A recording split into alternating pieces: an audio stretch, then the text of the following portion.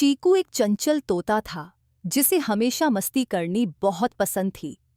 जंगल में रहने वाले सभी जानवर उसे बहुत पसंद करते थे क्योंकि उसकी मस्ती और चहचहाहट से सभी को खुशी मिलती थी। चीकू हमेशा नए नए खेलों में मशगूल रहता और जब भी कोई नया खेल ढूंढता तो वह अपने दोस्तों को भी उसमें शामिल कर लेता। लेकिन एक दिन जंगल की नदी के पास चीकू को कुछ चमकदार दिखाई दिया।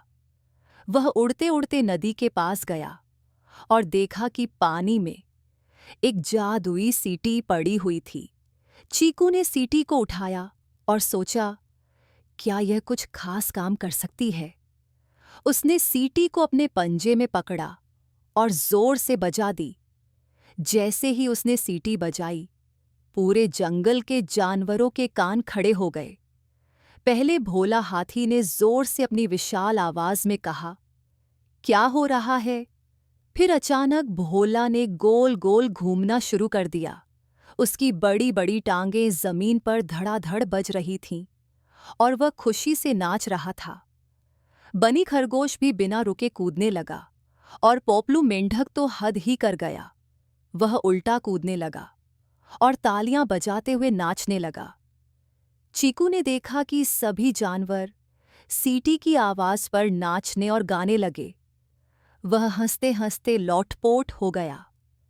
उसके दोस्तों की मस्ती देखकर वह और भी खुश हो गया, लेकिन सीटी बजाते बजाते वह थकने लगा। उसकी खुशी कहीं न कहीं थोड़ी ज्यादा हो रही थी और जब वह खुद सीटी बजाते बजाते थक गया तो सभी जानवरों ने एक साथ कहा, अब बस करो चीकू, तुमसे ज्यादा नाचने की ताकत नहीं बची है।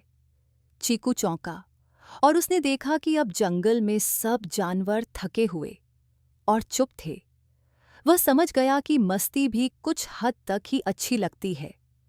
जब चीजें हद से ज्यादा हो जाती हैं तो वह मजेदार नहीं रहती।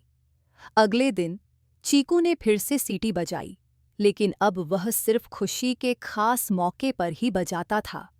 जब भी कोई खास दिन आता, जैसे कि किसी का जन्मदिन या कोई खास उत्सव, चीकू सीटी बजाता और सब जानवर खुशी खुशी नाचते और गाते।